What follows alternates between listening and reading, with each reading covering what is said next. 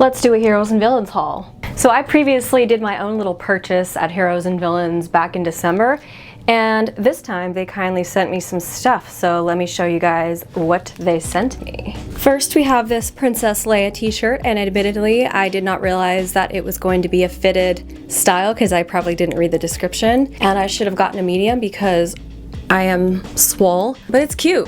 And this is one of my favorite hairstyles that Princess Leia did in the OG trilogy, so I like it. Listen, they were out of the smalls in this sweatshirt, and I really wanted another sweatshirt because I have the blue one and it's like my favorite. There's definitely a big difference between small and the XL because these are men's sizes, and like I'm not even trying to hide my hands, but it's cozy and it looks good with leggings.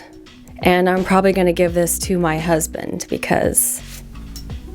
And then here we have some Baby Yoda pajamas. Now admittedly, I probably should have gotten a medium on this one too because the t-shirt is more fitted and I am a loose t-shirt type of gal. I'm not really a tight t-shirt person, but the shorts fit perfect and they're very comfy. Also, I am quite obsessed with Baby Yoda and I have a lot of Baby Yoda merch. He is my son. Finally, we have this t-shirt, which I will not be putting on because I already wore it and got it dirty and got barbecue sauce on it. But this is probably my favorite out of everything, and I've already worn it several times in my videos, so...